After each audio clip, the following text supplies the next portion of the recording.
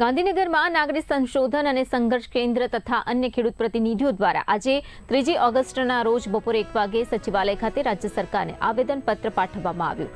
ખેડૂતો દ્વારા વિવિધ માંગણીઓને લઈને સરકાર સમક્ષ રજૂઆત કરવામાં આવી છે। વીજપોલ અને લાઇનને કારણે થતા આર્થિક નુકસાન સામે સરકારી કાયમી નીતિ બનાવી યોગ્ય વળતર આપે અને શક્ય હોય ત્યાં અંડરગ્રાઉન્ડ વીજ લાઇનની વ્યવસ્થા કરે તેવી રજૂઆત કરવામાં આવી છે।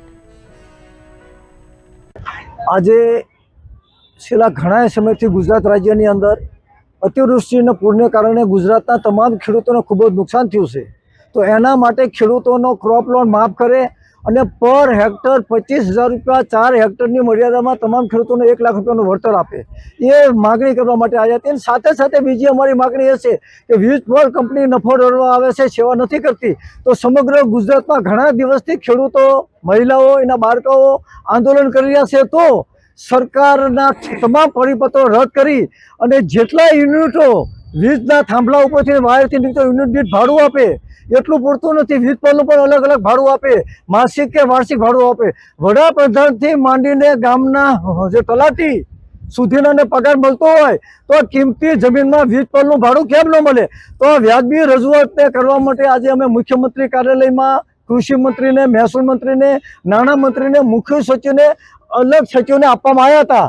તો જ્યારે અમે અમારો પાસ કઢાવવા ગયા ત્યારે કહેવામાં આવ્યું કે તમારું નામ બ્લેક લિસ્ટમાં છે, તમારો પાસ નહીં નીકળે। તો અમે વર્ષોથી દેશના છેવાડાના લોકોને ન્યાય અપાવવા માટે સર્વોચ્ચ અદાલત સુધી લડી રહ્યા છીએ। ત્યારે ગાંધીનગરના સચિવાલયમાં જો અમારા ગેટ પાસ નહીં બને તો અમારા સિવાય દેશ માટે લડશે કોણ? આખા દેશમાં સૌ પ્રથમ સર્વોચ્ચ અદાલતમાં ગરીબોને, વંચિતોને, ખેડૂતોને ન્યાય માટે અમે લડી રહ્યા છીએ। કોઈ રાજકીય પક્ષમાં નથી, તેમ છતાં આજે અમારા કાર્ડ બ્લોક કરવામાં આવ્યા છે અને અંદર જવા નથી દેતા। તો આઝાદી કોની?